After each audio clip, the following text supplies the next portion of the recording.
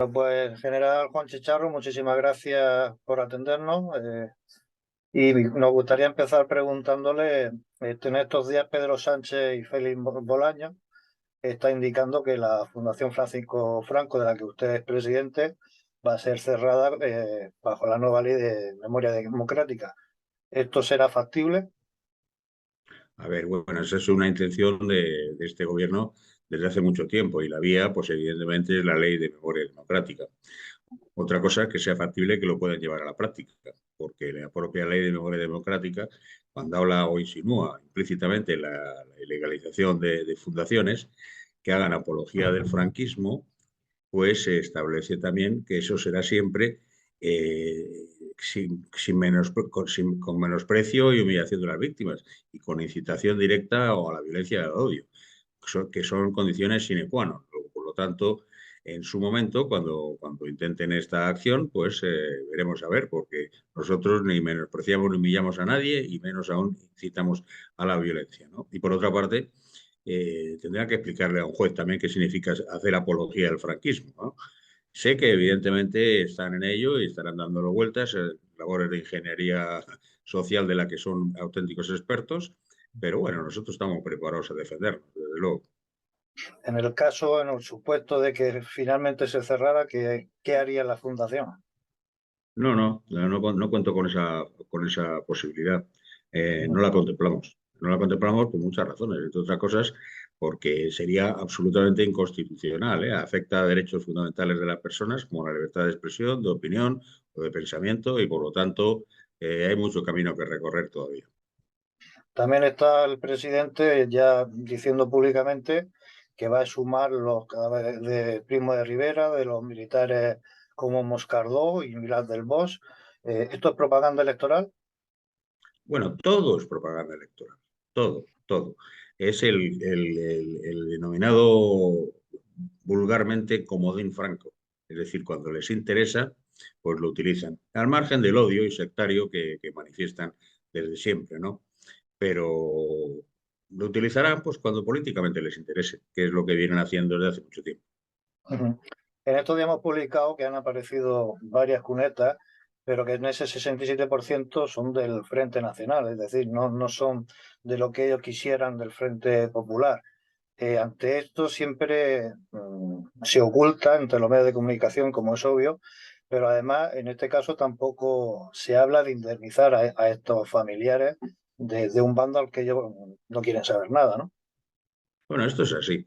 Pero mire cómo no hablan de los 1.000 asesinados por ETA, ¿verdad? Que también está implícito en el tema y es algo muy reciente, porque hablar de una guerra de hace 80 años y se olvidan de algo reciente de ayer, de antes de ayer, y con más de casi 400 casos incluso sin resolver.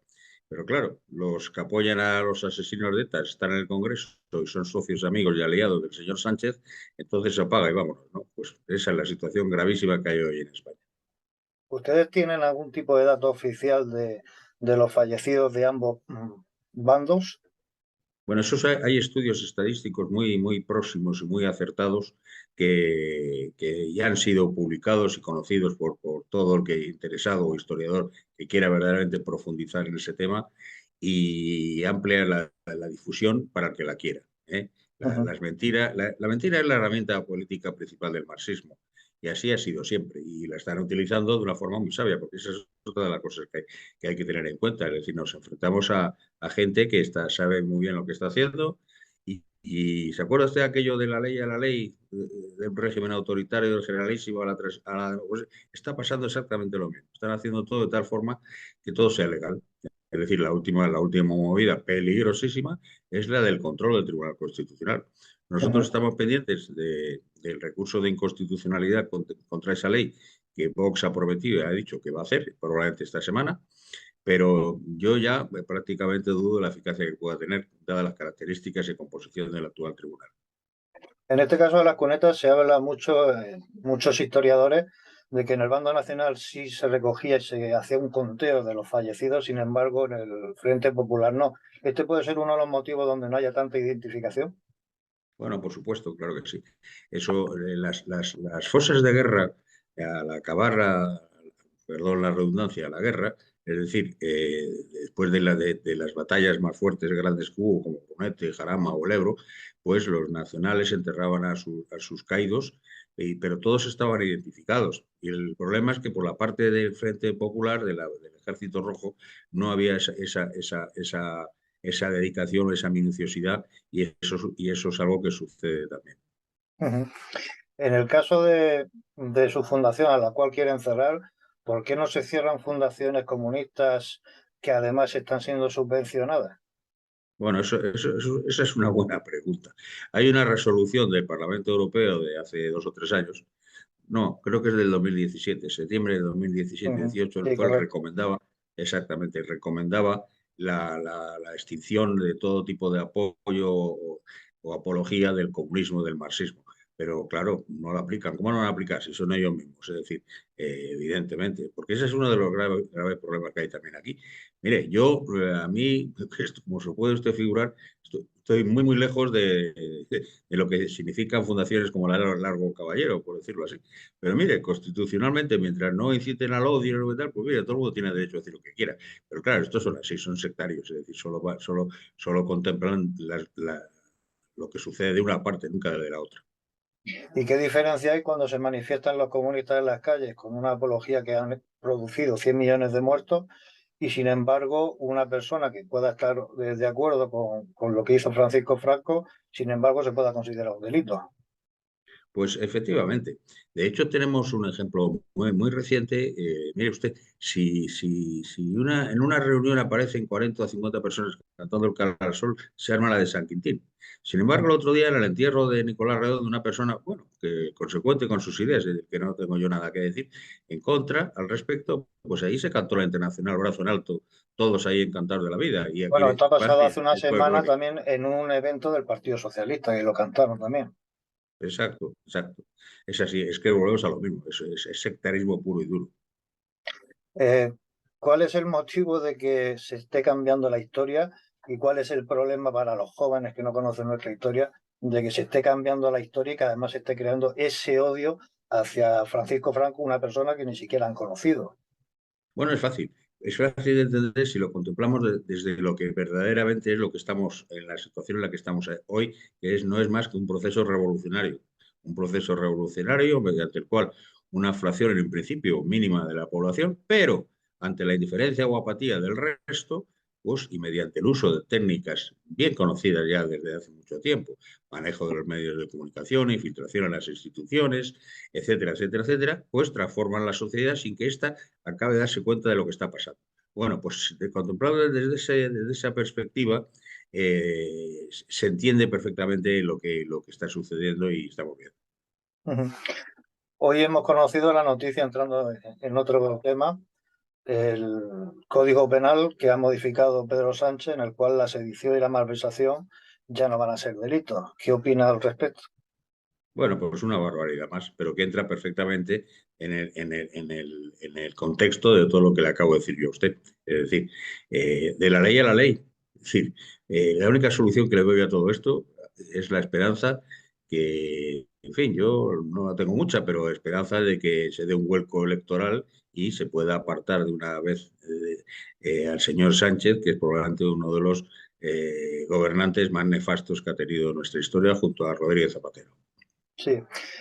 Ahora mismo, suponiendo que, por ejemplo, no se hiciera el referéndum este pactado que quieren los separatistas, tanto catalanes como del País Vasco, si volvieran a dar un golpe de Estado, en este caso el Estado se ha quedado sin herramientas verdaderamente, ¿no? Evidentemente, evidentemente, y ese es el objetivo. Así es. Ujú. ¿Cómo valoraría la situación actual de España? Pues muy preocupante, pero sobre todo por muchas razones.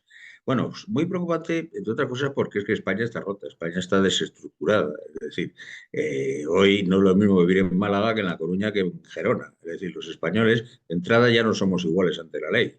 Ujú. Eso es de una gravedad terrible, ¿no? Y eso es lo que denominan el estado de las autonomías, es decir, la situación presente.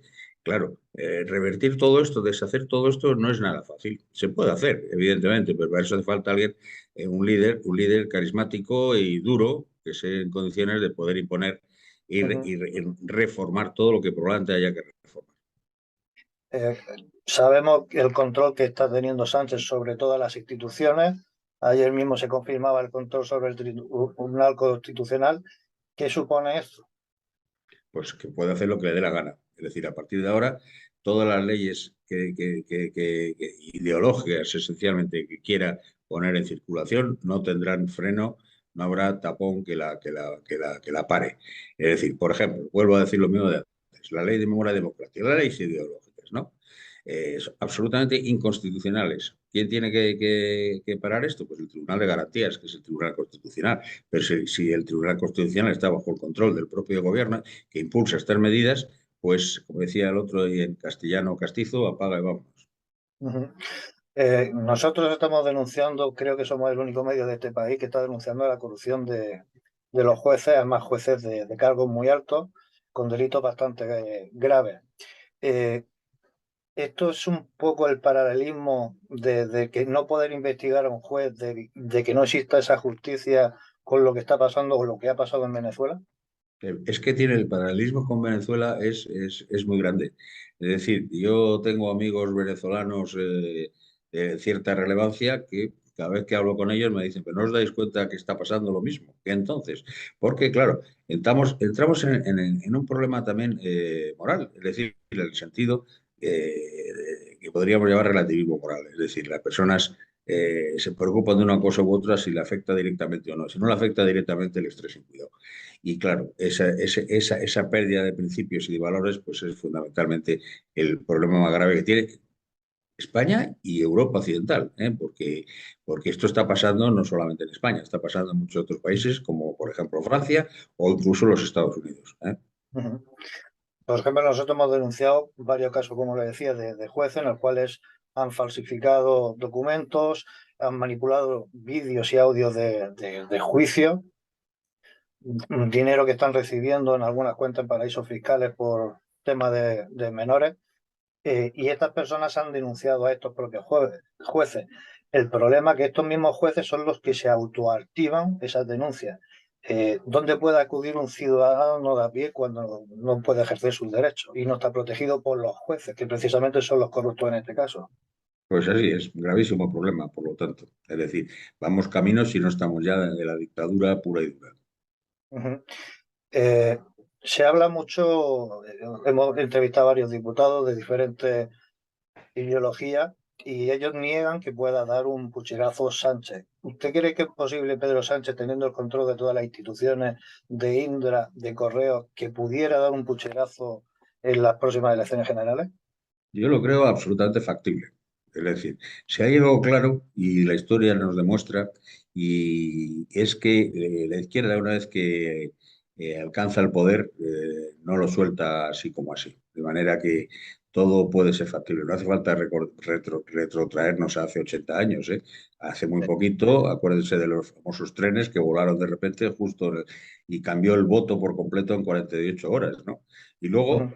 desde entonces a ahora, es decir, la tecnología ha evolucionado mucho y efectivamente con el control de determinados medios de control de las votaciones, pues pudiera suceder lo que usted está diciendo. Son expertos, ya lo han hecho muchas veces. Teniendo en cuenta también que Sánchez tiene comprado a los medios tanto de izquierda como de derecha, porque al final todos están metidos en el mismo puchero.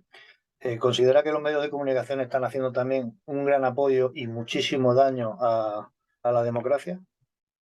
Están haciendo las dos cosas.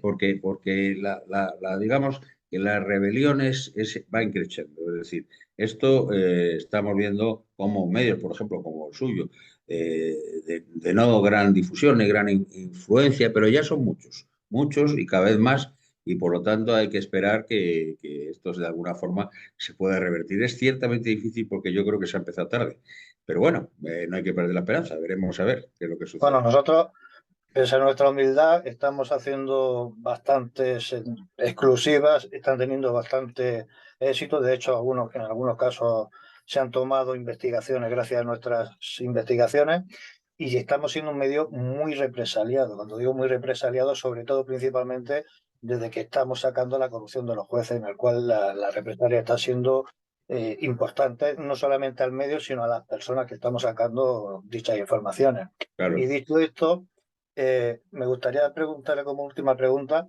si siguiera Sánchez de presidente, ¿qué supondría para España esto? El desastre ya absoluto. 4 años más con este gobierno social comunista separatista en el poder sería, en cierto aspecto, el fin de la España que nosotros conocemos, de la España que nosotros defendemos y de la España que le puede esperar a nuestros jóvenes. Esa es la realidad. ¿Tiene confianza en que el ciudadano español se eche a las calles para defender sus derechos o, tal como está ahora mismo la situación, lo ve poco factible? Ninguna. Yo no tengo ninguna esperanza de eso. El pueblo español está dormido, adormecido, aborregado y embávido, por decirlo de una forma clara. Pues en general le agradecemos mucho que esté con nosotros, como siempre, y un gran saludo. Bueno, un saludo y mucha suerte y ánimo en su lucha. Gracias.